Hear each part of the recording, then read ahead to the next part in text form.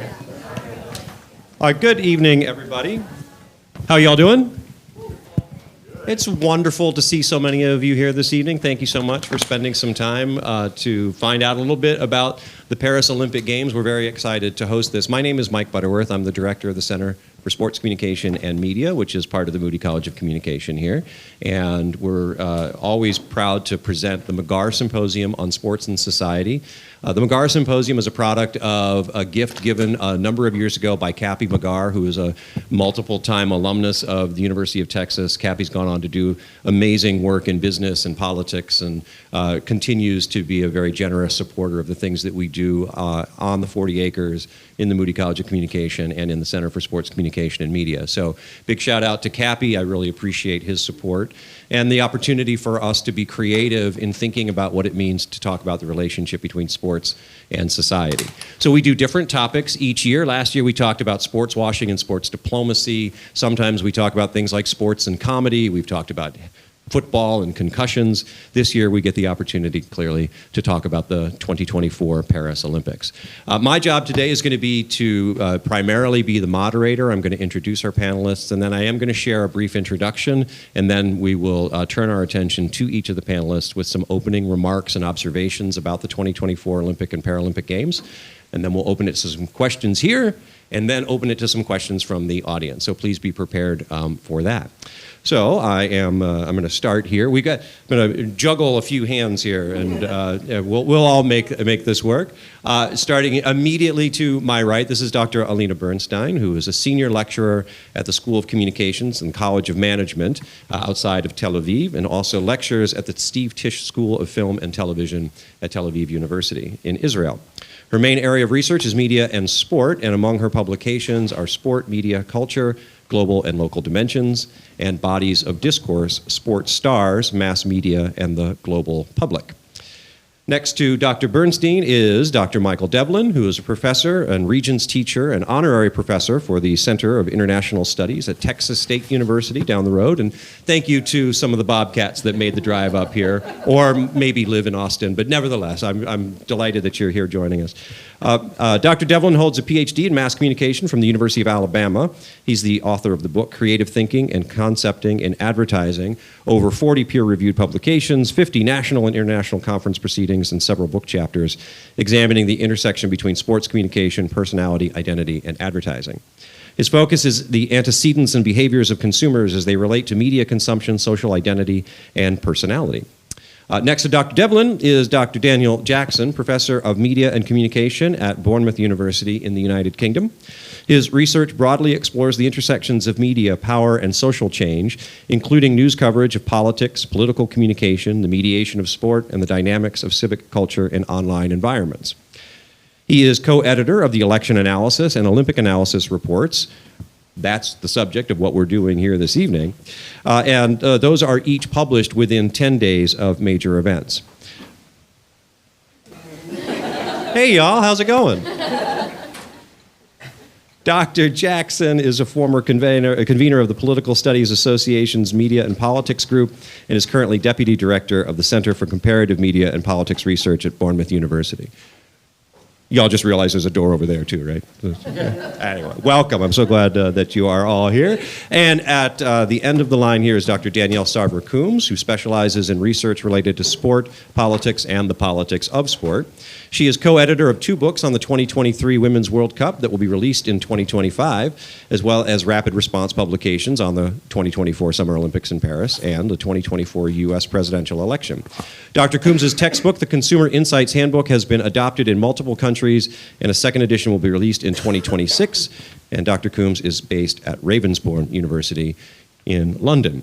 So a big warm welcome, please, to our 4 guests. I'm especially thrilled to have people representing the work that we do in communication studies and media studies from around the world. I also want to make sure I acknowledge 2 editors that are part of the project that unfortunately couldn't travel. That's Dr. Ana Carolina Vimiero, who is in Brazil, and Dr. Young-Han Cho in South Carolina. Would it be so easy? South Korea, a little further away. And they both obviously would love to have been here. We ended up putting this together relatively quickly, and this was the group we were able to assemble. So we're super thrilled with our fabulous four. I do want to make sure we give full acknowledgement to our other collaborators as well. So what I would like to do, as I mentioned, is I'm going to open with a few reflections on, I'm so sorry, I left up they're right here, so you can see what everybody looks like. I want to open with a few reflections on the Paris Games, and then we're going to turn to each of our panelists with some of their observations. Ahead of the 2024 Paris Games, many observers worried that the Olympic flame, though not extinguished, had been considerably diminished. Reflecting on the 2020 Tokyo Games, The Atlantic wondered whether the modern Olympics, an international spectacle that has become increasingly synonymous with overspending, corruption, and autocratic regimes, are worth having at all. Audience and media reactions to the 2022 Winter Games in Beijing had been, at best, lukewarm, and survey data in the United States, at least, anticipated the smallest television audience among Americans since Gallup began measuring such data in 2000. Within the host nation, a majority of the French population expressed either indifference or concern just days before the opening ceremony. In short, expectations for 2024 were muted. Veteran Olympic broadcaster Bob Costas summarized it as saying, "The Olympics need to, quote, get their groove back." Now, upon reflection, we can conclude that reports of the Olympics' demise have been greatly exaggerated. The opening ceremony became the most watched television program in French history. Canadian viewers watched more than 24 million hours across CBC platforms, an all-time record. Streaming of BBC coverage in the United Kingdom was more than double than what it had been for Tokyo in 2021. And for the Olympics' largest broadcast partner, NBC, viewership in the United States was 82% higher than Tokyo and became the most streamed Olympics of all time. By any commercial measure, Paris 2024 was a massive success. Now, the enthusiasm for the 2024 Games isn't merely about robust television ratings and streaming numbers. It appears, too, that general enthusiasm for the Olympics was sparked by incredible athletic performances and the spectacular backdrop of one of the most photogenic cities in the world. Indeed, the Games were distinctly Parisian, something made clear by an opening ceremony that leaned heavily into French art, history, and style. Neither an unwelcomed downpour nor critics who lamented the allegedly blasphemous references of the opening spectacle dampened the public's general enthusiasm. Really, how could the ceremony be anything but triumphant after Celine Dion's triumphant return to performing while standing on the Eiffel Tower and the Olympic cauldron floating as a balloon above the city of light? The opening ceremony was not universally beloved, but it was interesting, and it set the stage for a series of record-breaking, Simone and Katie, record-breaking and head-scratching and meme-generating performances. The Olympics and Paralympics were fun, but that is only part of the story. That the French public warmed to the Games doesn't negate its prior skepticism, especially when considering the expense of nearly $10 billion US. I should note that's considerably less than what was spent in Tokyo in 2021. And the choice to direct important resources away from other public needs. Most controversially, Paris spent around $1.5 billion US on one project alone, an effort to clean what you see before you, the River Seine, so that it could be used in Olympic competition. E. coli and other contaminants were still present enough to delay the triathlon events, and following the men's event, at least one swimmer reported an E. coli infection, though it was not clear whether it came from the Seine. Concerns regarding the river placed a brighter spotlight on environmental issues in general, with critics noting that in spite of organizers' efforts, the Olympics are, quote, a sustainability nightmare. The Paris Games also occurred in the context of national elections and political shifts that have given rise to the right-wing New Popular Front in France. Thus, while athlete activism was much less visible in 2024 than it had been in recent Olympiads, visible protests in Paris came from other groups dissatisfied with the convergence of capital and political interests that all too often seem designed only to reward those who already hold considerable wealth and power. Dissatisfaction with French officials was exacerbated by the government when it upheld a national ban on Muslim women wearing hijab and prohibited the religious expression during the Olympics.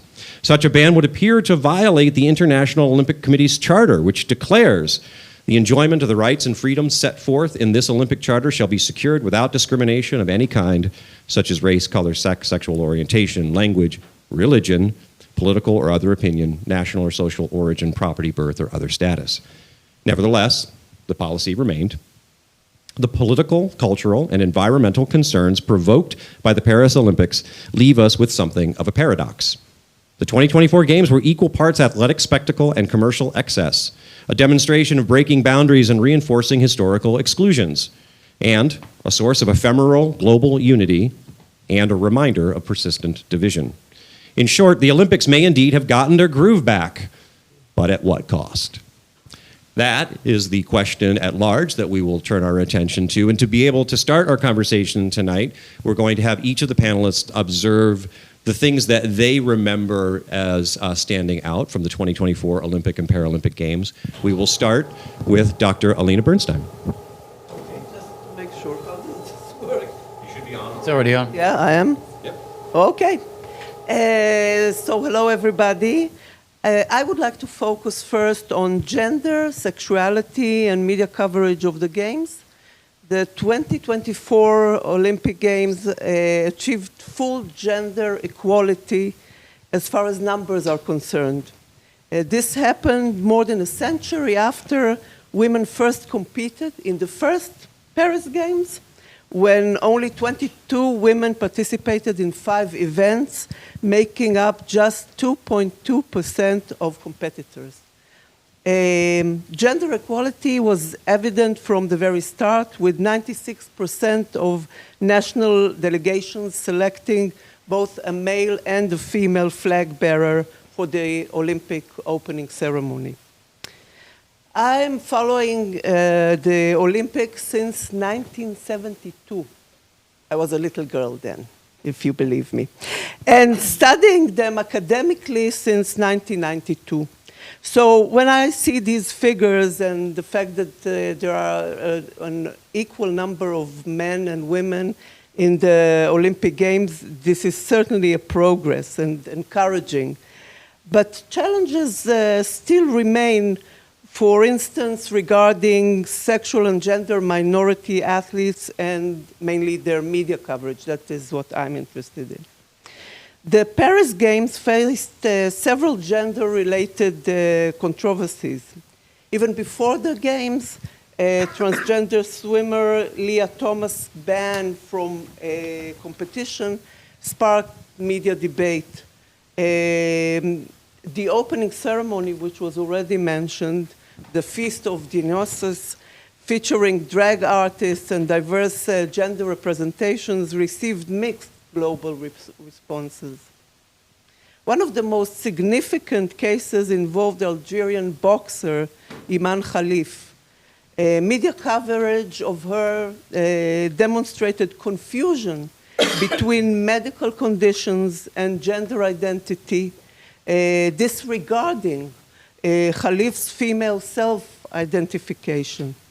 The controversy, amplified by Elon Musk and J.K. Rowling's unfounded social media claims, revealed a systemic issue in sports journalism when it comes to gender-related topics. However, there were also some things that can definitely be defined as progress. For instance, the Games featured the highest number of out athletes, including British flag bearer Tom Daley. In the NBC coverage, for example, it was naturally integrated.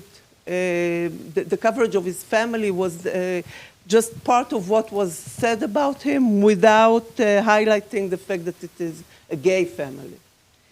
In our Olympic report, all these themes were reflected, and we had several entries that examined gender-related issues, from parenting, and I could discuss this more if we have the time, to sexualization of athletes.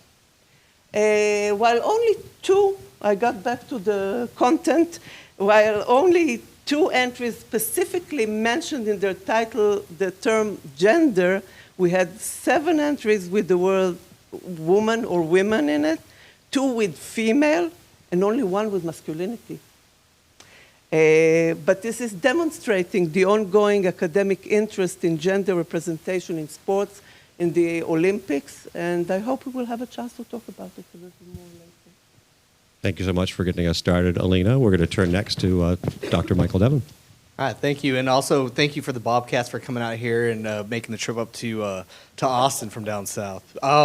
So I have a different tone. Maybe it's not as uplifting as what our colleagues have said about the Olympics, but we're looking at the Olympics as a mega event, and this obviously is a global spectacle that each year, akin with the World Cup, that draws the world's attention to performance and identity. And we ask ourselves, why do we do this? And really when it comes down to it is there's a lot of economic and political tools that come out of using the Olympic to boast national pride and hopefully to boost, in my interest, sponsors and marketing efforts to attach their name or their brand to a team or a country. These events have the opportunity to project soft power and national pride. And this is nothing new. We can look back to 1936, the Berlin Games, in which Hitler used it as a way to showcase the power of what Germany was becoming under his idea. We can also use it as an opportunity to look at how athletes have used it, such as the 1968 Mexico Games, when Tommy Smith and John Carlos used it as a way to bring up identity and what was happening in race relations in the United States.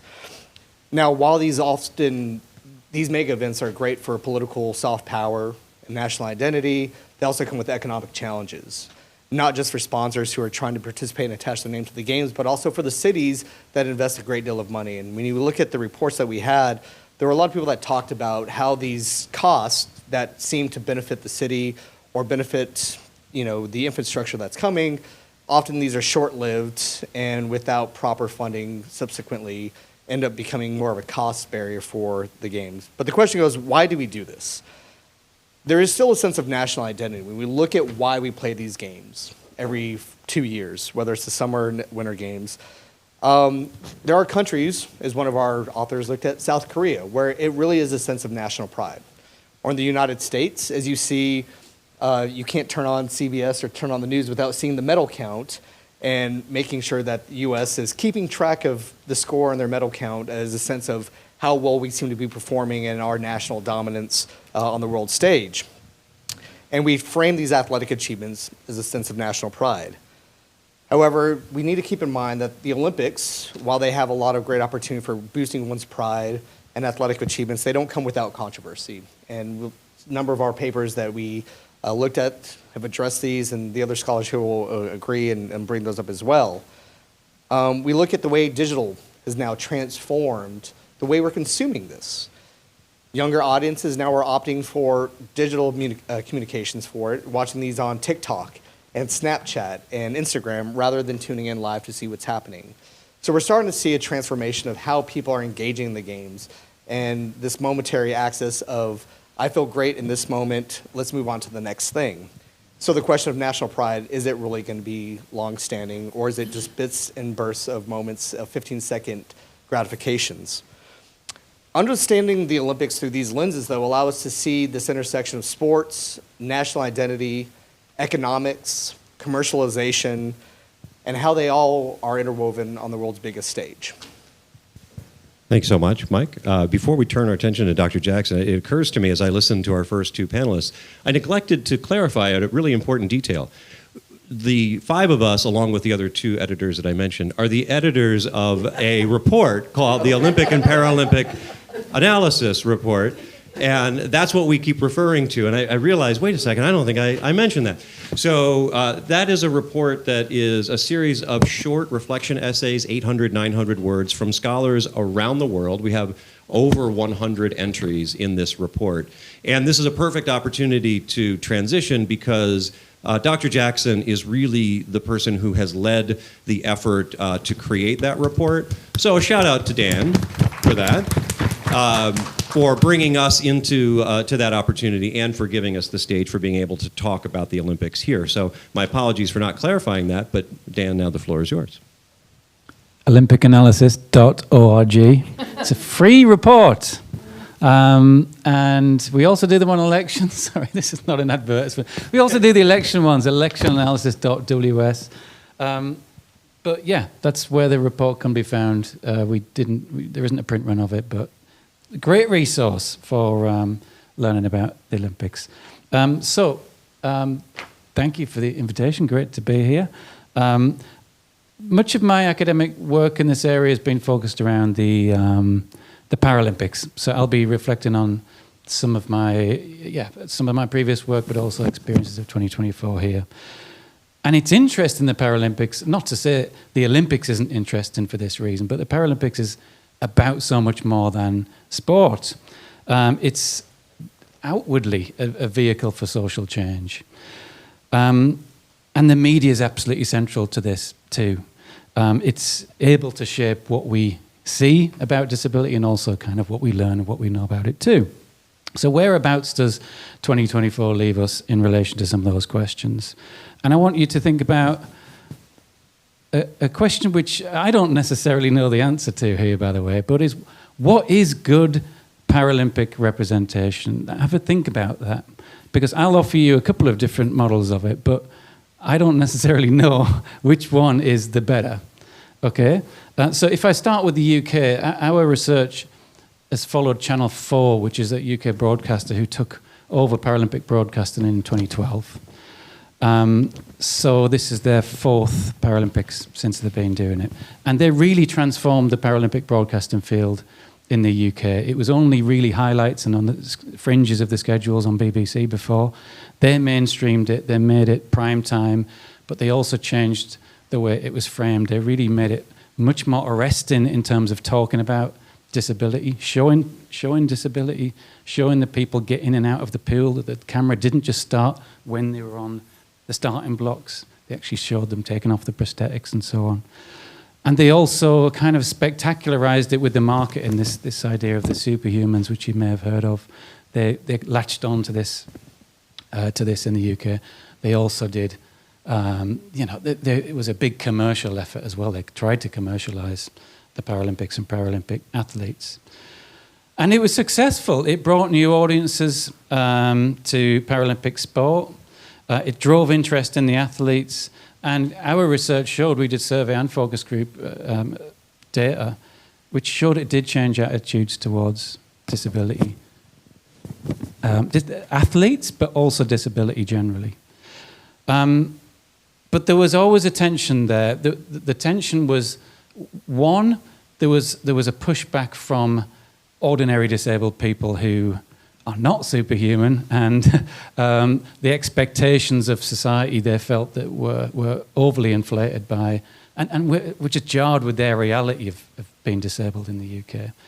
And secondly, the other tension is that the athletes themselves have always wanted to just be presented as elite athletes. Focus on the sport. We don't want you to talk about all the disability backstories. We're elite athletes. Just talk about the sport.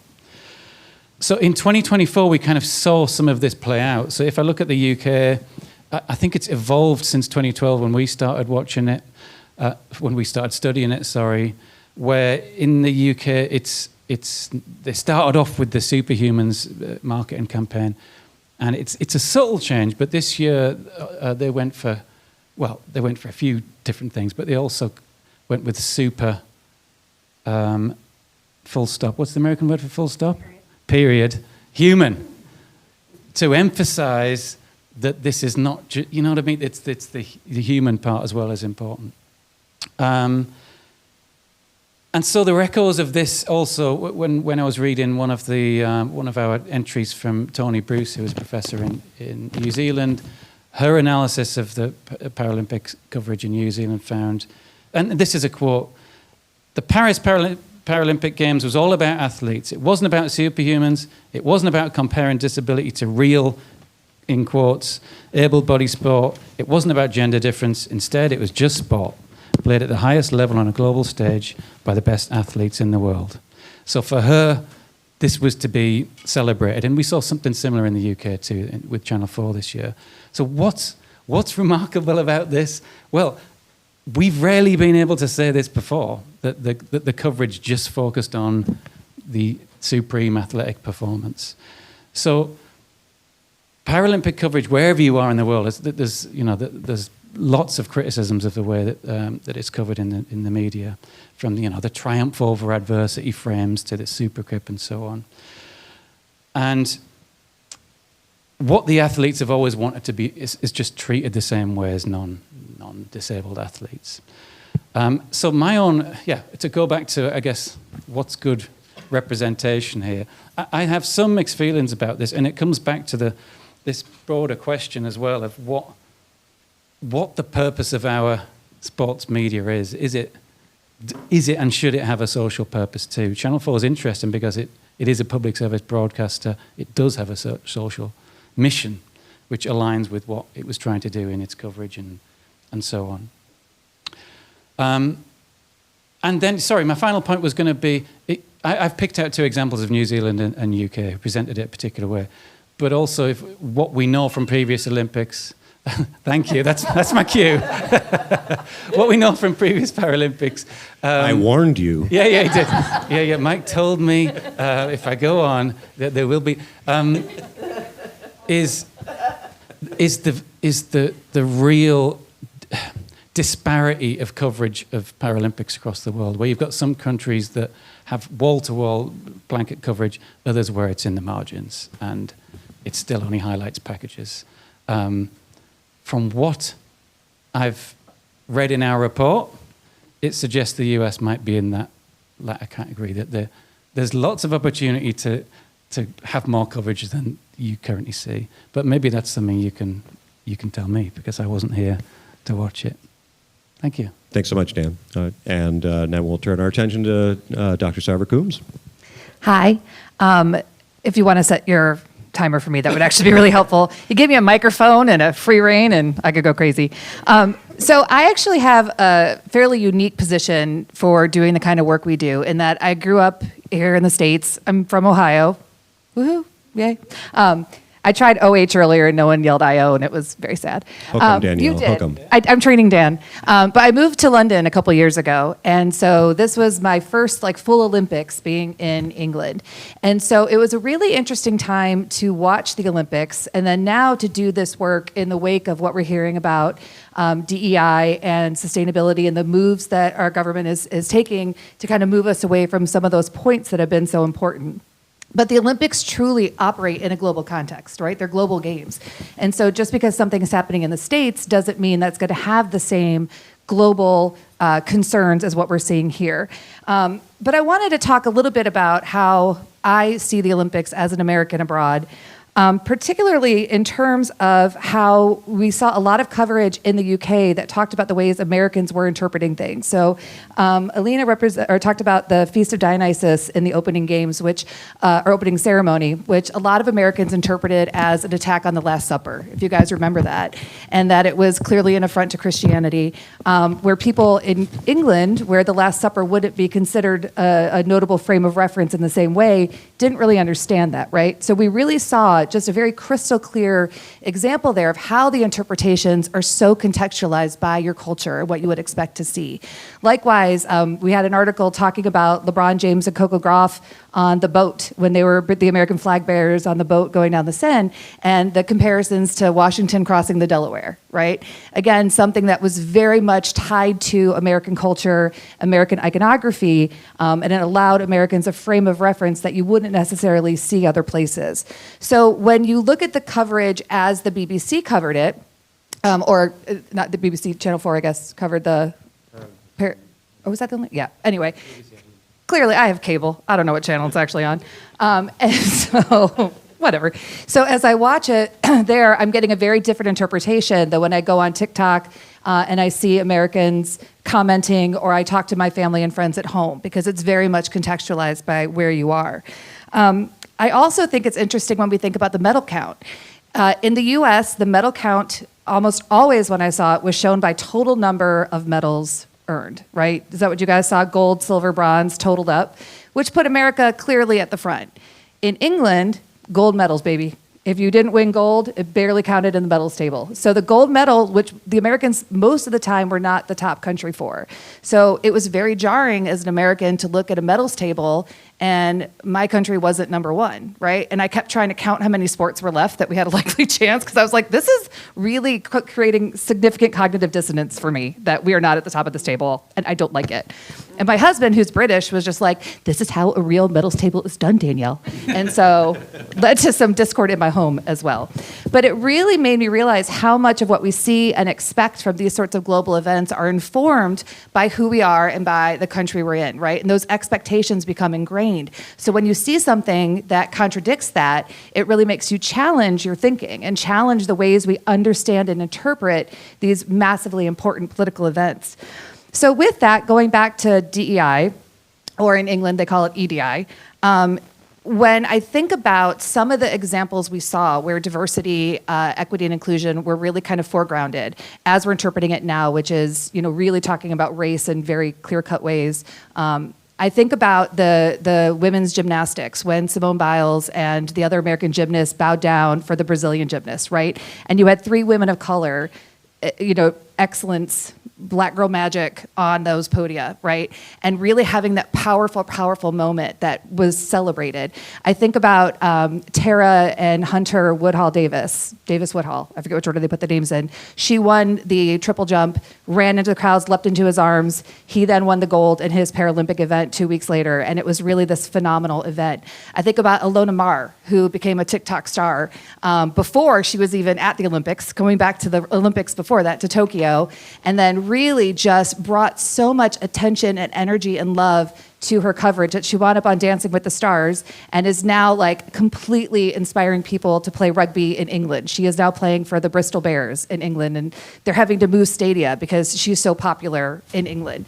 So again, I look at how when we think about the games and we think about the people who are doing really important work in terms of building global community, they often are people who come from populations that we would consider DEI. A notable exception is the Swedish athlete who really loved the chocolate muffins. If you remember him in the Athletic Village, and he was like on a quest to get a chocolate muffin every day, and he's still getting airtime for those chocolate muffins. He was just in a magazine spread for like influential athletes because of his love of chocolate muffins.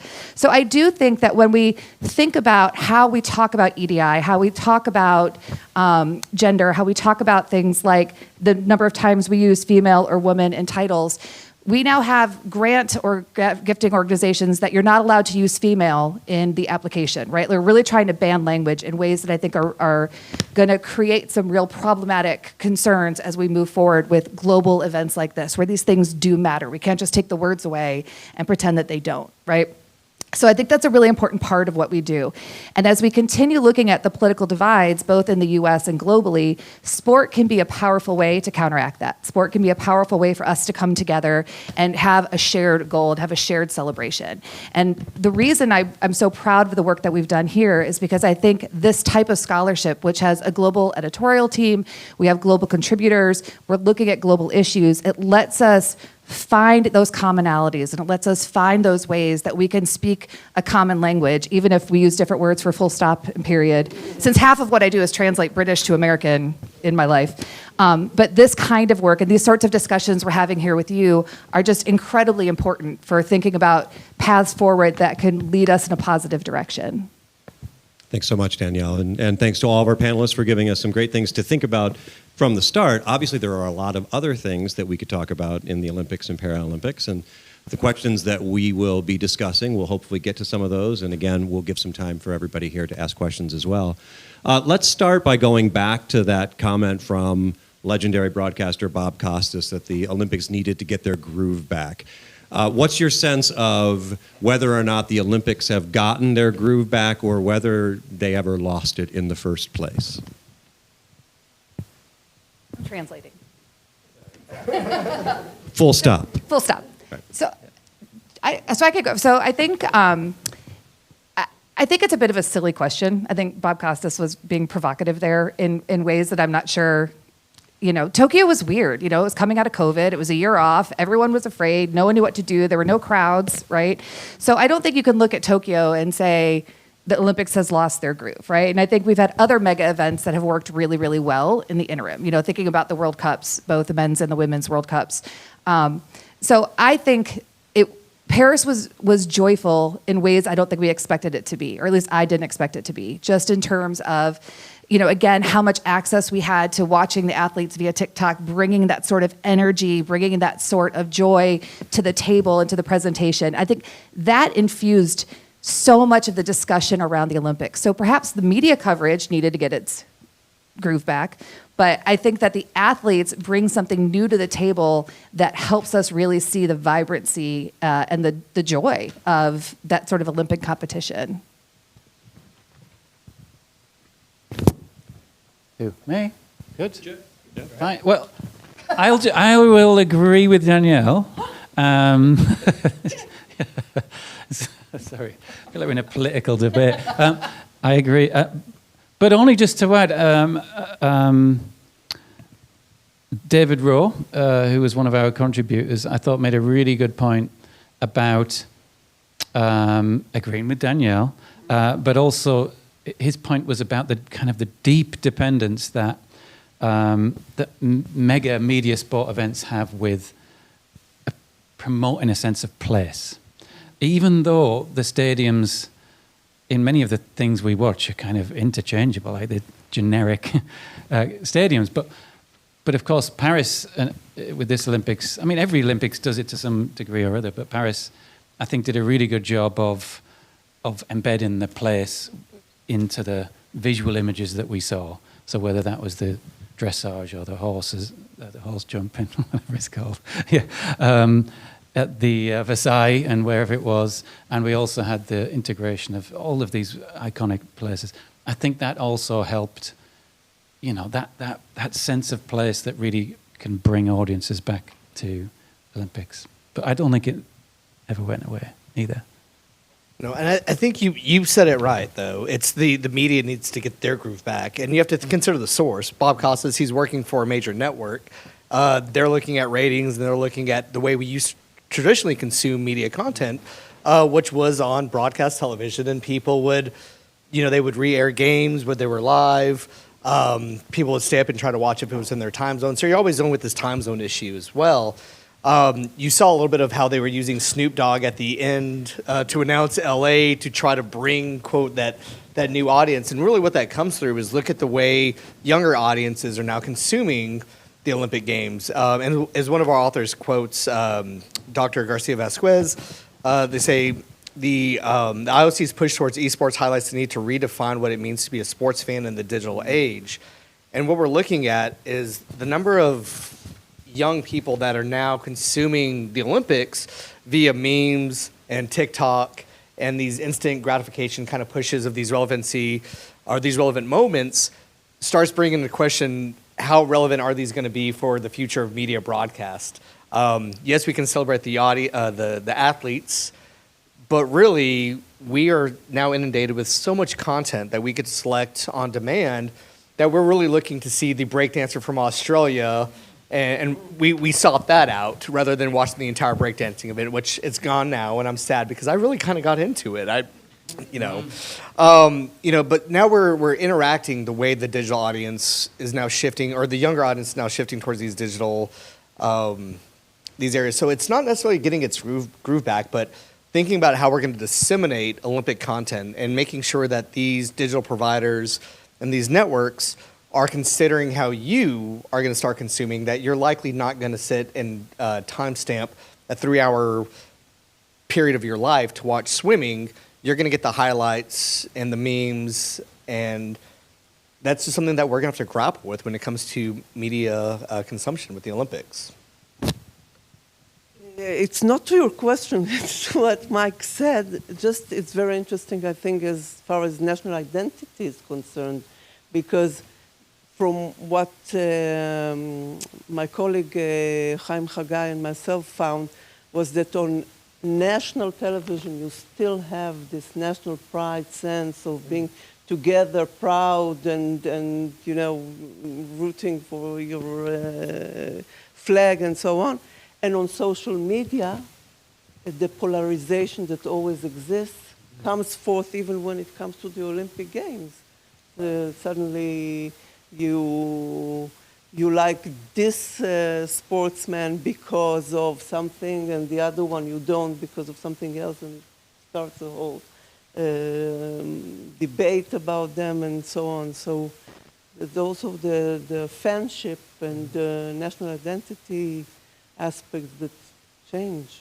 Right. It's that ability for the online communities, Yeah. right? And I think that's what's making it different now is you are getting to select what online communities that you are wanting to engage with, where in the Olympic Games that we grew up watching, it was sort of what NBC or CBS said, this is the event that you must watch and everyone's going to be watching the same screen and the same time. And that's where you do boost a lot of that national identity. But you're right. I think the online digital way we engage with it now, we are creating new communities. And some of those are going to be people who are, from a national identity perspective, blind patriots and say, look at our country, we're winning, we're the best. And then others are going to be part of other communities, are going to watch it and say, I don't like the way that we're being represented, or I don't like they're going to bring up those other issues. So I don't know, this is not about the Olympics, but did anyone watch the Four Nations hockey? So the Four Nations Go hockey, Canada. Team USA was originally supposed to be doing it for Johnny Gaudreau, who played for the Columbus Blue Jackets, who was killed while riding a bike with his brother. And then, the 51st state stuff started, and then it became we're doing it for Trump. So you really saw a shift in the discourse around what am I affiliating with if I cheer for Team USA versus Team Canada. So again, thinking about how nationalism is represented, so much of it ties to things that are happening outside of that sport, right? That's not something that's happening on the ice or on the pitch or wherever you are. It's much more connected to things that are happening more broadly. So like during the Olympics, you saw a lot of like memes, people who say like, normally I'm not crazy about being an American, but these colors don't run, and eagle screeches and whatnot. And then, you have that shift as different things happen geopolitically, because we have to think about how are we representing ourselves? What is the fight happening a proxy for, right? And if it becomes a proxy for something that you don't want to be a part of, that shifts how you see nationalism. So, again, even though the Olympics were just this summer, we've had a real shift just in how some people see the ways they want to be represented and the ways they want to think about their country and represent their country. So you did see a big shift to Team Canada in support. Although everybody did enjoy the three fights in 9 seconds in the first USA-Canada match. Like, people who don't even watch hockey were like, oh, this sport, interesting. So... Well, and you bring up something interesting too, though, is like Caitlin Clark, and you guys remember the snub, and the snub is they called it. They couldn't believe that Team USA would not bring on Caitlin Clark, who was a cultural phenomenon when it came to women's basketball. And then the question comes to, is one of those ways that we're going to get our groove back. At what point are fans going to start being able to dictate? Because think of the access that athletes now have to reach out to you. Are we going to have basically a Dancing with the Stars type voting platform for who we bring onto a team? Because who's going to bring the attention? Who's going to bring the audience? Who's going to bring the ratings? And if we snub this athlete from the Olympic team, is it good for ratings, or are they truly the best athlete? And, so it goes back to the sense of, again, digital platforming and how athletes now are engaging with you on your platforms. And you get to choose your identity of, well, I'm not going to watch Team USA basketball because I'm a big Caitlin Clark fan, and they snubbed her, so therefore I'm not watching them now. So, All right, so you've introduced a number of subtopics and all of those. I think that's what we can all do, great. right? That's what we want. That's what we do. We're academics, folks. It's going to happen. But I want to maybe focus a little bit on some of the sea change in broadcast, streaming, social media, the observations. Mike, you more specifically made comments about just the different ways that we consume the Olympics now. To what extent does the 2024 games tell us anything about the direction of Olympic broadcasting and consumption, as well as other mega events? Right, the Olympics are the Summer Olympic Games are the single biggest sporting spectacle in the world, but there are multiple sports. If you isolated a single sport, the biggest spectacle in the world is the Men's World Cup. And so thinking about an event like that, where are we headed in terms of the distribution and consumption of mega events? And that's an open question for all of you. I'll go first again. Yeah. I tell you, you give me a microphone, you guys, and I will create things to say. So I have a book coming out this week on media coverage of the Women's World Cup. The name of the book is? Something like the 2023 Women's World Cup media, something, and something. But we have another one coming out in 2 months that I'm doing the page proofs for. That's more looking at the societal impact. That's why I'm a little confused. But so we're looking. It's from Rutledge. I don't know. Anyway, but what we looked at in there was how. For the longest time, like a lot of the arguments made against women's sports is that you don't have the same money towards it. And money comes from broadcast rights, right? So for many of these things, the way they make money is by selling the broadcast rights. But women's soccer, the Women's World Cup tournament, for a lot of nations, they did not market it separately. They didn't package it separately for the men's tournament. So it was like a freebie. So of course it wasn't making money, it was just tacked on. So I think that a lot of what we've seen in coverage has been the decision-making has been made by people who are more interested in men's sports, right? And so that's what they wanted to show us. I think as we start to see women's sports grow in popularity, women's athletes becoming more celebrities in and of themselves, I do think broadcasters are going to shift so that you see more of sort of the women who are excelling in their sports than what we've seen in the past. I do think they're going to have to figure out a way to hook people the same way that social can, right? Because you have some really talented content creators who are also athletes, right? Athletes first, content creators second, but the content creation is going to make them more money, right? So they're very, very good at what they do. And they're very good at building these stories, building these narratives, building their brands. And I don't think broadcasters have caught up in terms of how do we present that same sort of compelling content, because people aren't going to watch 3 hours the same way, to Mike's point. They're not going to sit and watch the entire swimming and diving competition, right? So how do we package things in ways that will be compelling, but also let us take advantage of the fact that it's not going to be in real time, right? Because they're happening all over the world. So how do we leverage what we can with technology? So they've tried a lot with second screens, and how do they create second screen content so that they give you stuff that you could, follow a QR code and get additional content to give you the backstories, to give you the information you want. But I don't think they've necessarily cracked that yet in terms of how they do this well. I'll talk about the Paralympics. Not every question, probably. But I think, you've got three people talking about Olympics. I'll talk a bit about Paralympics. So we had, the good news is we had global records for the amount of viewership and consumption, let's say broadly, as well as more broadcasters covering it than ever before. In the US, the Paralympics had 15.4 total viewers across NBC Universal's platform, which was a record high. But this is a country of 350 million people. And in the UK, a country, I'm just here to flex about the UK. In the UK, a country of about 65 million people, 20 million of them watched the Paralympics. So I'm not blaming you guys or necessarily blaming the audience. But take a look at yourself. Yeah. I don't think it's analogous, I think, with the growth of women's sport as well. I'm not necessarily blaming the audiences for this. My point, again, would be, I think this is something where the media has to lead and to grow that audience. And you'll only do it if you mainstream, if you mainstream it.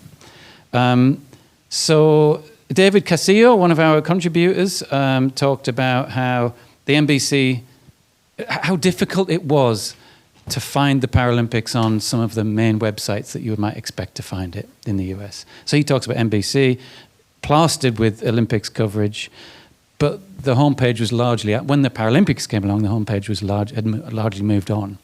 ESPN, world leader in sport coverage, had no menu option for the Paralympics. So this clearly is signaling the importance of it and will remain an obstacle to the mainstreaming of disability sport in the eyes of the public. So he asks, what would fan interest look like if it wasn't so hard to find coverage about the Paralympics? If it was featured prominently on TV and sports websites, etc., would interest increase? And I would argue yes. And this is where I'd bring the analogy to where women's sport, well, not all women's sport, but some women's sports were 10, 20 years ago, that you can grow the audience. And then the same in other countries, you can grow the audience for Paralympic sport too. So I would say, anything, and our research has shown this as well, is the success, once you get it, becomes self-reinforcing, that it's not like a chicken and egg anymore, where it's like, okay, well, we can only make money out of it if there's an audience for it, but there'll never be an audience for it because they can't make money. Is that I would argue that the media has a social role beyond just, making money and entertaining audiences. And I do want to add, did any of you follow the Paralympics, the U.S. Paralympic team on TikTok? Because they were like absolutely feral. They were like insane. And it was great because it was funny and it was compelling and it was engaging. And it certainly made me more interested in the Paralympics because the media wasn't, well, I was in England, but the American media wasn't covering it, but the U.S. Paralympic TikTok was incredible. Sometimes weird, but often really, really good and compelling. And so, again, when the media is not doing it, sometimes they have to go through other channels to get that attention. All right, you're not obligated to contribute to each question. Well, let me shift up a little bit because some of the political content came through in the earlier observations.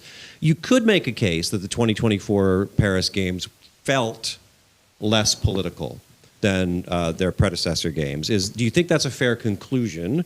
And if not, or if so, either way, actually, what elements of politics did you most observe during the course of the games? Politics are always fun to discuss, right? Especially in sport. There's a quote as you were saying this, and this is one that has run out to me, was the controversy surrounding the opening ceremony provides a mirror of the social divides created by social identity based on political affiliation. And that was from the article, It's Not About You, It's About American Perception of the 2024 Olympic Games. And again, this mirror goes back to what you were saying about the different cultural aspects and what we brought into that of how we viewed whether it's the flag bearing or the thank you. I was drawing a blank. Can you translate that for me? But again, that came from what your political affiliation was, whereas there was a lot of people that were on one side of the aisle here in the United States that saw this was a great opportunity to talk about equality, and then on the other side that were saying that this was a mockery and that it was against the status quo. And you're never going to be separate from politics and sport. They're always going to be interwoven. It's not just on the world stage, these mega events. We see this in NFL, for example. Dave Zirin, I encourage you guys, if you're interested in this topic, David Zirin, he has a documentary. He's a great author about this, and he talks about the way we use national identity and nationalism just in football. The American flag and the standing for the Pledge of Allegiance and the flyovers and the way we discuss war in the trenches. We have this embedded idea of national identity built into sport.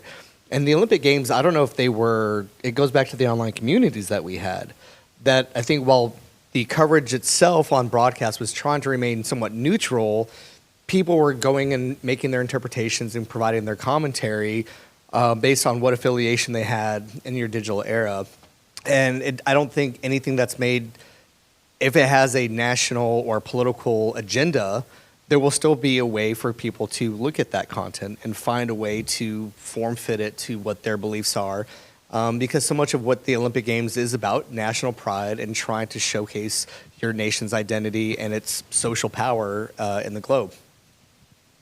It's very true. And again, it goes back to the fact that it's different in different countries. So in Israel now, post October 7th and the war, the Olympic Games were highly linked to national identity, and of course politics and the fact that some athletes didn't want to compete against Israeli athletes and things like that. So it was very evident in everything, in the coverage, and on social platforms, again, with polarization running mad.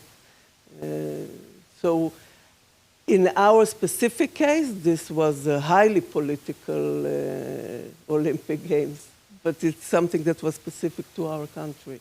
So I cannot say that it's something that was characteristic of the games themselves, that people used it for the examples that you gave before. I think it's also good to remember that for some athletes, just being there is a political act, right? Yeah. So just the fact that you are representing your country, or in the case of Russian athletes, the Confederated team or whatever it was called, those are inherently political. You think about athletes like Nikki Hilton, an American track runner who is non-binary, who uses they, them pronouns and was vocal about it. You think about the out athletes, which I think the end result was 7%, or they would have come in 7th in the medal table if there was like just a LGBTQ plus Olympic team, right? But you think about how big of a deal it was for athletes to be out just 20 years ago, right? So I think that the very act of being an athlete, competing in the Olympics, particularly for women or for queer athletes, those are things that are in and of themselves political, right? So in social justice research, there's sort of different waves of social justice athlete activism. And so with Black Lives Matter, that was sort of the fourth wave of that type of activism.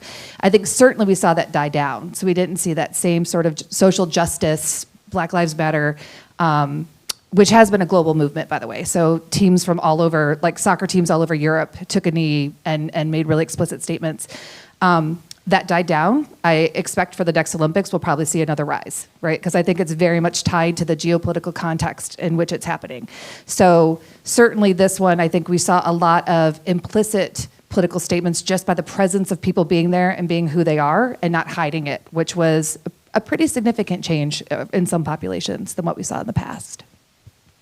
When you say that you think it'll happen more likely in the next Olympics, do you mean the next Summer Games in Los Angeles? I do, yeah. Well, although even the Winter Olympics, because again, just looking at the Four Nations, there's a lot of political tension right now, and it manifests at global sporting events, right? Mm-hmm. So it happens at the World Cups, it happens at the Olympics, winter and summer. Again, the Four Nations, we were not expecting to be as politically potent as it became, but I think when you're in a high conflict geopolitical context, which we are in right now, that manifests through sports. Well, and if we're going to look at, historically the Olympics have been seen as unifying and divisive. Mm-hmm. And we can look back, and again, this is the first telecast Olympic Games was 1936. And it was so Hitler could broadcast Germany's machine that they were building. And we use these as national pride, and I wanted to bring up something. I actually prepared this because I was wondering if we were going to talk about it in the future, but you brought that up, and I prepared these comments carefully.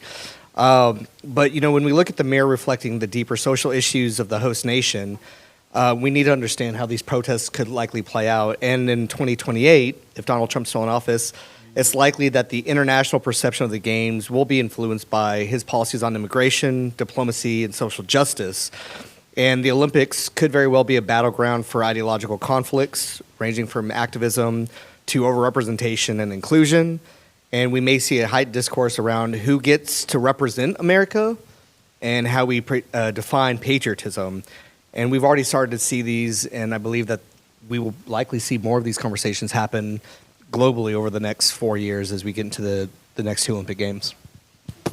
So I think one of the interesting things about the comments from the panelists here is that for a lot of us, and I know many of you, the word politics is immediately a turnoff. You're like, I don't want to talk about politics. I don't like politics.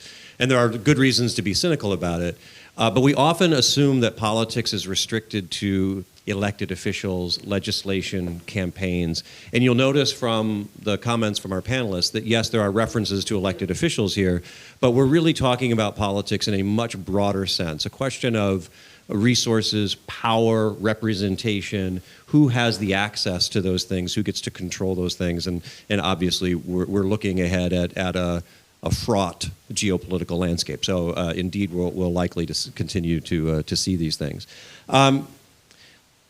Given some of the comments that you made here, let's turn our attention a bit back to media coverage and representation, and in particular, and I realize that each of you can speak to your own national contexts and maybe weren't comparing that actively to others, but I think one of the benefits we have here is having at least 3 national perspectives represented on the platform.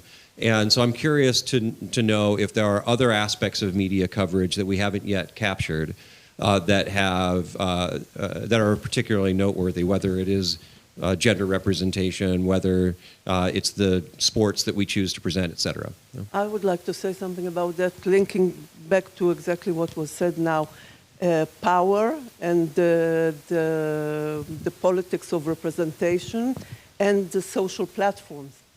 Because although the representation of women athletes is much better than it used to be, still now some of the female athletes, they take power, they represent themselves on the social platforms, and they can take it in different ways.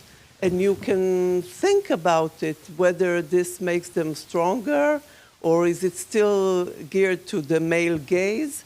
Some athletes decided to go on OnlyFans. So what do you think of that?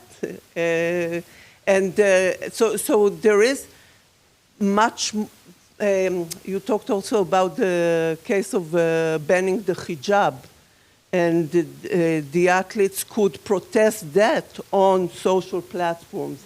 So they couldn't come and run with the hijab, but they could reflect on the fact that it was banned and so on social platforms.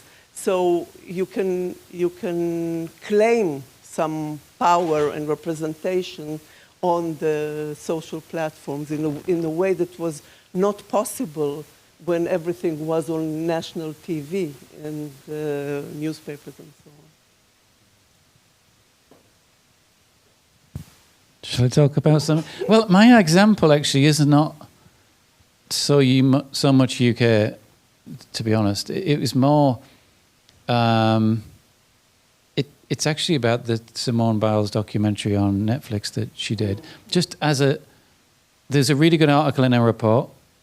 I recommend it, by Marcio Teles, who kind of unpacks this and what it means for like the sports media landscape. And it's really interesting because of that. We've seen, the full swing. What are the other ones? The all or nothing ones, the Drive to Survive, been hugely successful across a range of sports. And he unpacks how this is it's changing the broadcasting landscape, at least how Netflix can fit into this. So, away from the broadcast rights themselves, but towards finding individual athletes or competitions or whatever to be able to create compelling stories. So as a television genre, it's both kind of documentary and narrative. It's journalistic and it's also drama. It's factual and it's entertainment and so on. And it's also partly branded content. I mean, these are all promoting the PGA Tour or whatever else. But his point is that it's kind of reminds us of the really powerful storytelling power of sport. And that this might, I guess one of the implications of this is that it's maybe it's what you've been talking about as well, actually, is the change in nature, or the time shift in nature of sports consumption, that live sport in at least the commercial part of the sports media landscape kind of rules. It's why advertisers want to put their adverts on sport, because people will be watching it, whereas everything else will just watch it, fast forward the ads or whatever. That was the kind of logic of sport, but this is part of that shift in landscape towards, we know what the outcome is with the Drive to Survive series or whatever. Obviously, the Simone Biles one was in advance of the Olympics. But we want to relive the drama and so on from the inside. So that's why I thought it was quite an interesting a point at which this media landscape is changing? So I have a much less intellectual answer, which is watching the Olympics in England means you're watching the sports they're good at, which, no offense, are so boring. So it was like rowing. Show jumping. Show jumping. Rowing. Yeah, we and really cycling. get it right. Yeah. And I'm like, where's the good stuff? And so I think that was one thing that was really surprising for me was how much of the coverage I've seen has been focused on stuff that Americans are good at. And so being in another country and watching sports that Americans are not as good at, I won't say not good at because I'm American and we won't accept that. But I do think it was really interesting to see the sports that they choose to cover and like what's really making the news, because it was a wildly different sporting landscape than what I was used to.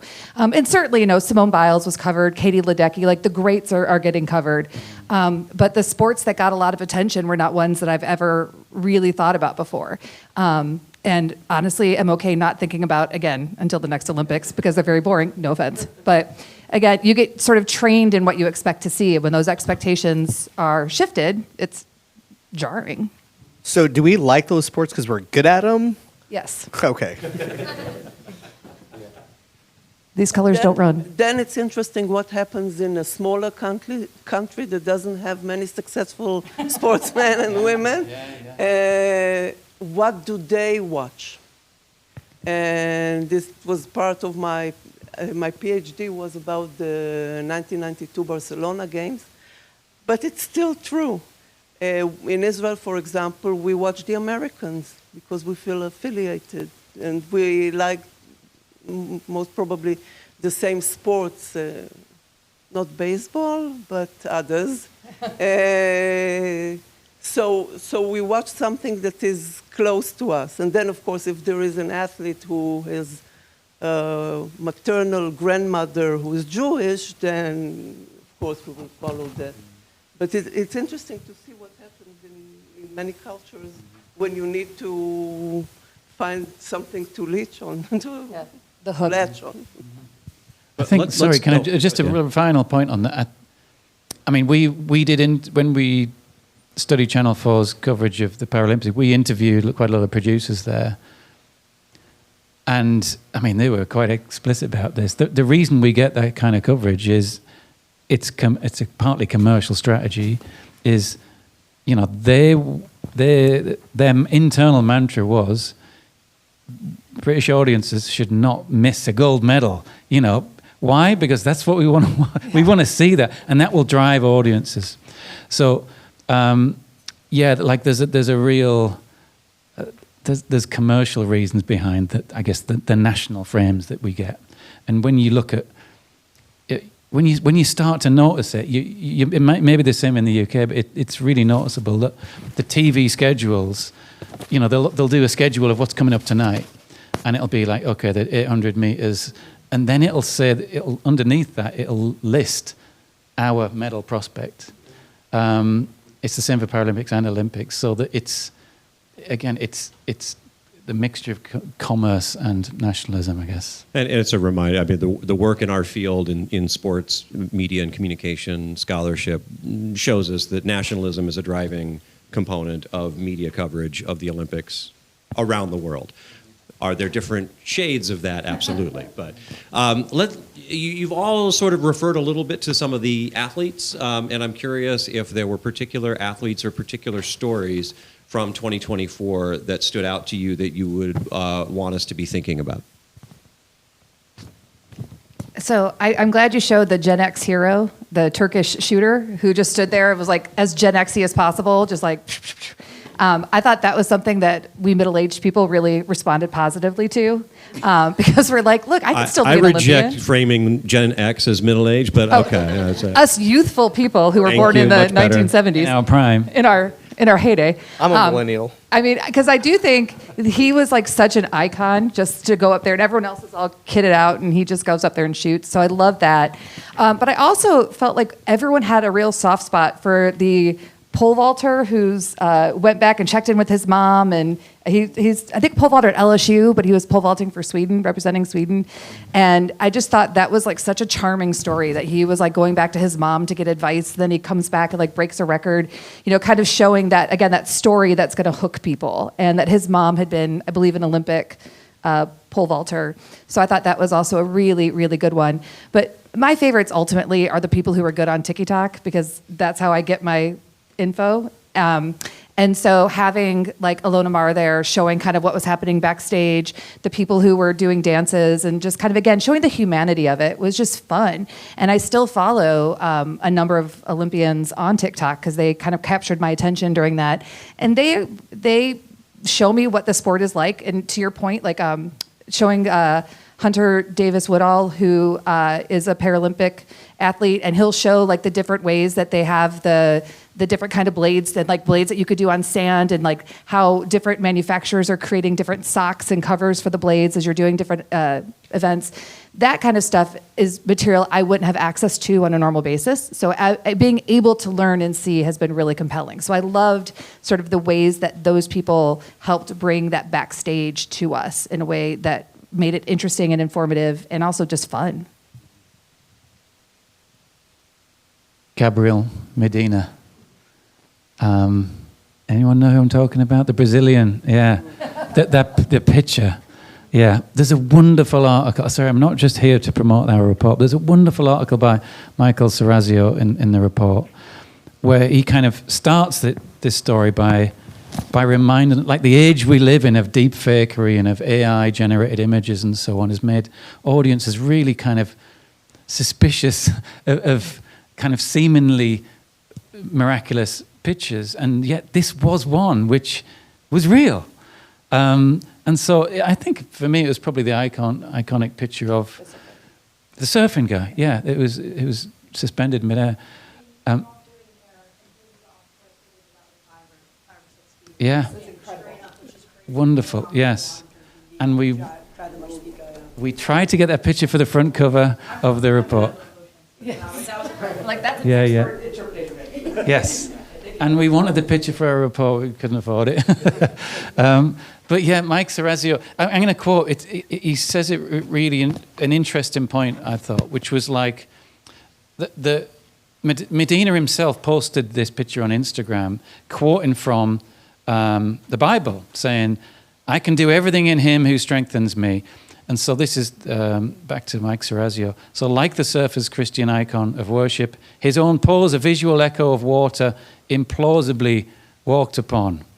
And so he argues that the theological illusion is not too far a conceptual stretch, that sport helps fill the vacuum of institutional religious decline. It articulates a language of belief, furnishes homilies of moral judgment, structures systems of meaning-making, and paves pathways to transcendence. It simulates the human experience long derived from faith, when many are formerly divorced from it. And so through sport we act, feel, and act spiritually. So I thought that was a really interesting way to think about that moment. Yeah. Mike's a great author too, by the way. He is. I love his work. I wish I could write like that. I know, it's so that's poetic. Why I just he quoted does. from him. I know, It's I better love than it. what I could say, yeah. You know, there wasn't one particular athlete, but I think my lens, and I'll wrap this up here in a second, but I have two daughters. Well, I have three, but two of them. I have three daughters. The third's birthday is today. Yes, correct? one of them is his birthday. Yeah, the one I didn't mention, her birthday's today, but she's two, so she's like barely a person. Like, she doesn't know. But this, my twins are 7, and what for me, this was the first Olympics that I looked at through a different lens, and I think this speaks to the importance of identity. One of the things that we've talked about in representation, in terms of who we see and the athletes on there. So for me, it wasn't a particular athlete, but I found myself watching. We've always watched women's gymnastics; they've always been good since Carrie Strug and the 1996, the original Dream Team.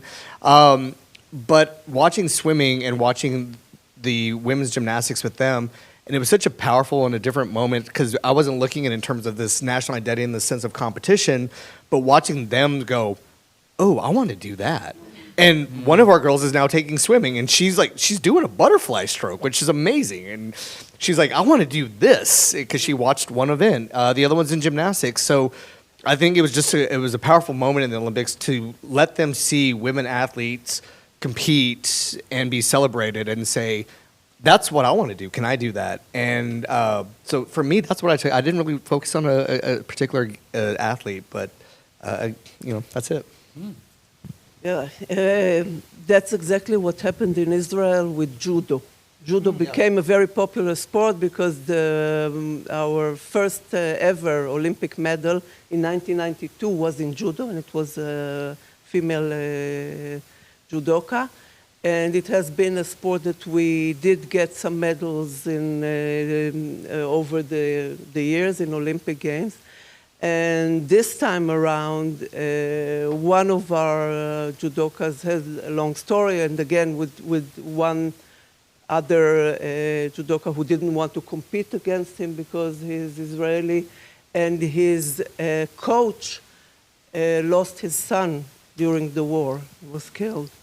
And when he got his medal, that moment when the coach and this guy hugged, that became a big, big emotional moment. They both started crying. So also masculinity-wise, these two men, one of them huge, breaking down, hugging one another and crying in each other's arms was a very strong moment. Wonderful reflections across the board. So much that we could add to all of this, but we have about 10 minutes or so remaining in our scheduled time, so I'd like to make sure that we have time for questions from the audience. I'll just come on out there with this microphone and we'll use that. So do we have any questions from anybody? Great. My question is for Dr. Jackson. My name is Caleb Escobedo. I'm a senior at Texas State, and I'm a student of Dr. Devlin. As an American who got into the show Drive to Survive during COVID, do you believe if there was a show that was depicting the Paralympics the same way that did, would there be success and more viewership in Paralympics? Yeah, they did. Yeah. Yes. It's a short answer. Now, I'm just trying to remember. They did do one in 2020. I think it was called Rising Phoenix from the Flames or something, or Rising. But it was like an IPC branded content type thing. But it was just, I think it was just one. It was a one-off, longer documentary. Yeah, in short, I would say yes. I mean, the formats have been incredibly successful, like way more successful than I would have predicted when you know the result. but I guess it's bringing in a new, different type of storytelling or immersive, where you're seeing this from the totally different side. Yeah, I think it would. I mean, when I think back of what of what Channel 4 did again in the UK, they really placed emphasis on athlete backstories. So this is not the same format, by the way, but this is just in their coverage. They really placed emphasis on backstories of athletes, often talking about how they got their disability. This was in order to drive interest in the athletes, because people, just like any other sport, they're kind of personality-driven interests. We hook on to particular athletes and want to watch them and so on. So they did that quite a lot in their coverage of Paralympics, and I would argue it did work for driving interest in the athletes. And if no one, like if people can't name a Paralympian or don't know many Paralympians, it makes it much harder to get into those sporting narratives, to know who the rivals are, or to know who who everyone's. There's so many fascinating stories. Often Paralympics even more fascinating than many Olympians, right? So yeah. And just to add to that really quickly, I think that one of the challenges they've had with Paralympic coverage is it's often been very much about like, oh, look at how they've thrived. They've managed to succeed despite all this. Part of what is so compelling about Hunter and Tara Davis-Woodall is that they're just living life, and he's like an attractive guy with a hot wife, and they're just like doing their thing and being cute, right? And so it's also just about seeing people who are appealing, not in a pity way, but in a, this is an incredible athlete, which is something you address, that it needs to be about how they're elite athletes, not just about like, oh my gosh, it's so beautiful. And so that's, I think, a shift in coverage we're seeing that really needs to continue, that it can be about what happened, but it can't be about like, can you believe it? It has to be about, these are people with full human lives, right, that we find compelling. Hi, Dr. Coombs. I was going to ask you a question as you mentioned the Four Nations in that tournament, which obviously had a lot of controversy.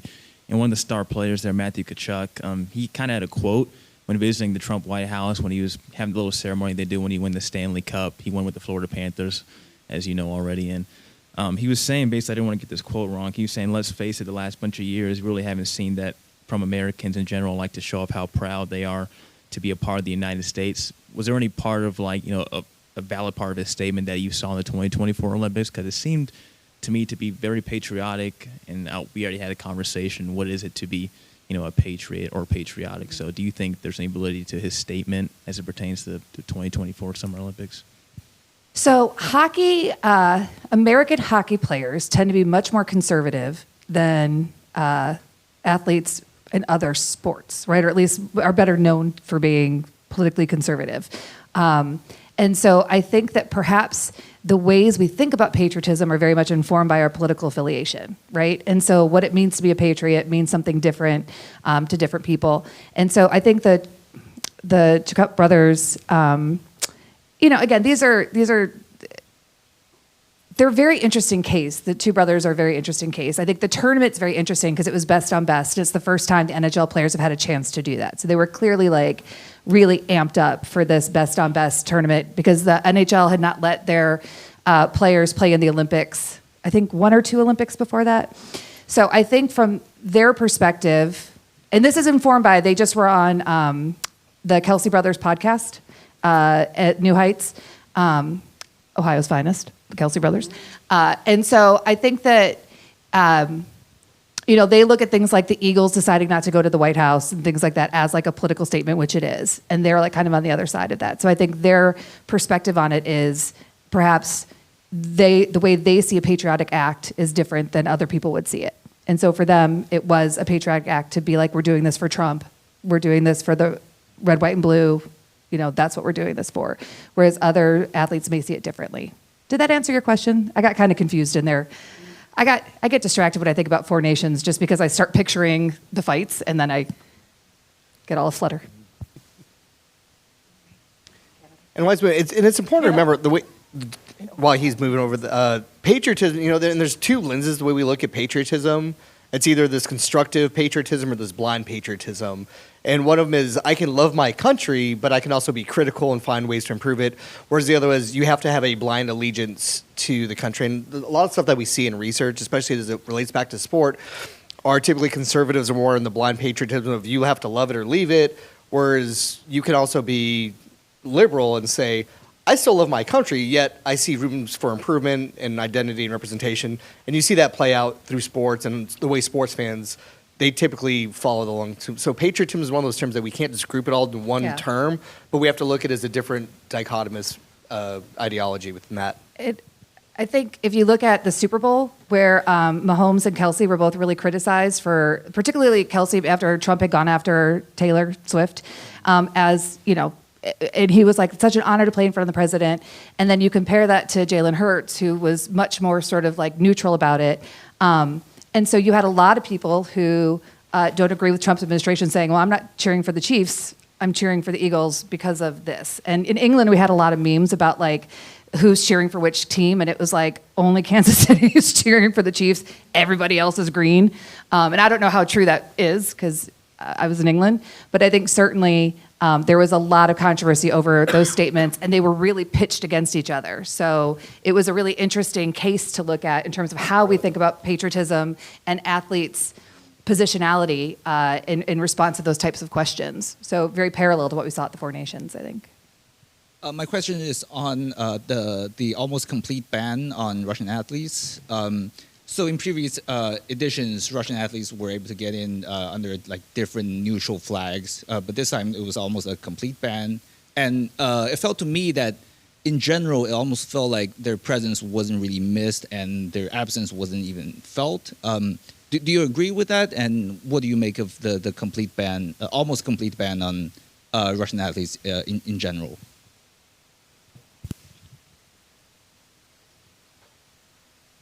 Not all at once. Yeah. Well, I mean, it's a complicated question, right? And I think that, so again, I'm trying to parse like what I experienced in the UK versus what I would have experienced here. I think certainly it is not something that I thought about very much other than when I looked at the medals table and doing the like kind of quick calculation about what was the impact on the American medal totals to not have Russia there, which was the main way I turns out, I evaluate the Olympics is how great is my country doing? And so I think for me, you know, it was something that I only thought about in terms of the ultimate medal count. And you're right, I didn't really notice it in other ways. In terms of the impact of it, I don't think I can speak to that more broadly. Good question, though. This is going to be our last question. So we talked a lot about the Olympics and how Paris seemed to thrive because of that sense of place and the total economic burden it does take for a country to be able to host the Olympics. Do you feel like having a country being able to have that stage and make that kind of almost asserting national identity, do you feel like that's locking like maybe not as wealthy countries out of having that stage and kind of almost pushing that sense of like all the great powers having that homogeneous culture just kind of being pushed on everyone, and those smaller nations not really have a chance to kind of voice and have that stage just because it's such an economic burden to host the Olympics in general? Yeah, so that's a great question. So again, because so much of my work has been on the World Cup, which is kind of parallel, right, in terms of it's not as expensive as the Olympics.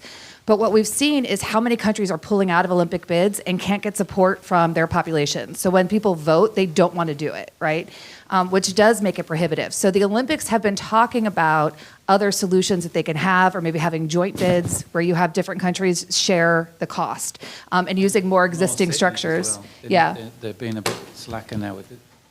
Yeah. With the whole city. Yeah. They can So they're really looking at that. And again, sustainability is part of it, right? Because you wind up building these structures that then don't get used, that fall into disrepair. Rio hosted the World Cup and the Olympics in a very short period of time, and it was extremely taxing on the people of Rio. And so I think that it's literally. Yeah, yeah.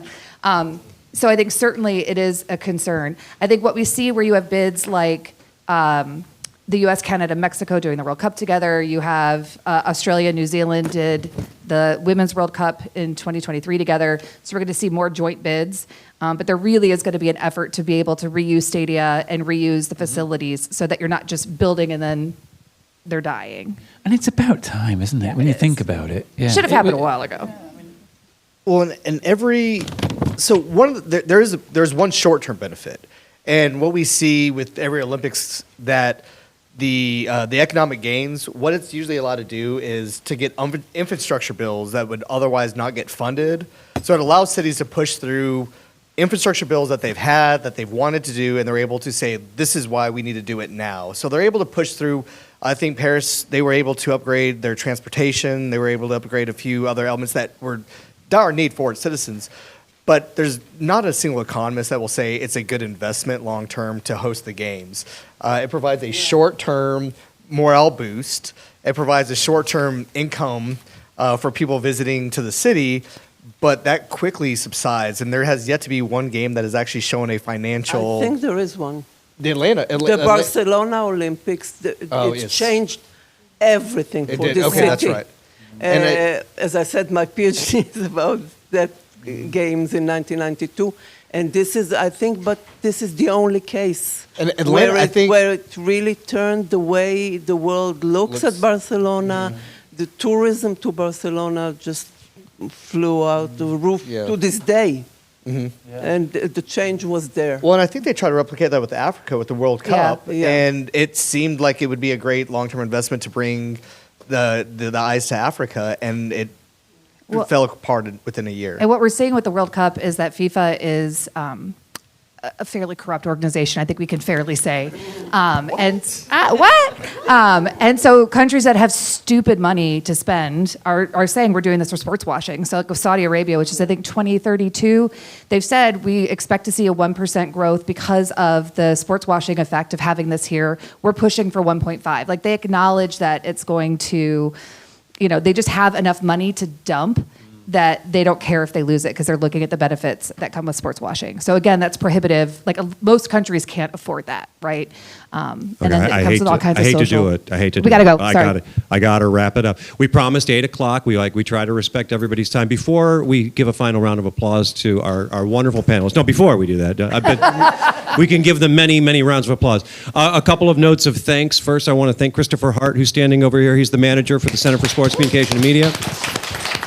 The man who makes everything happen, including getting 3 international guests here in Austin for us. I also want to give a shout out to Bevo Video Productions and our Moody College Tech team for all of our help. Our skilled photographer, and I'm so sorry, Brian, I knew it, Brian. Brian, the skilled photographer. So thank you all so much for being here. I apologize. I saw at least one other hand in the back that we didn't get to. Please come on up and say hi and ask your question for us. Let's give us one big more round. What? That makes no sense. One more round of applause for our panelists, please. Thank you all so much for being here, and we'll see you for the next one. Hey, Mike, and Thank you. Just real quick, if you are a Texas State student, if you're one of my students, the little tiny pads of paper over there, if you'll just sign in for me so I can get you guys your credit for showing up. Yes, I bribed them. Yeah, we're going to get a... Brian, I'm so sorry. I know, I was like... Thanks for helping us out. And we're going to... This time I will stand with my head like this and not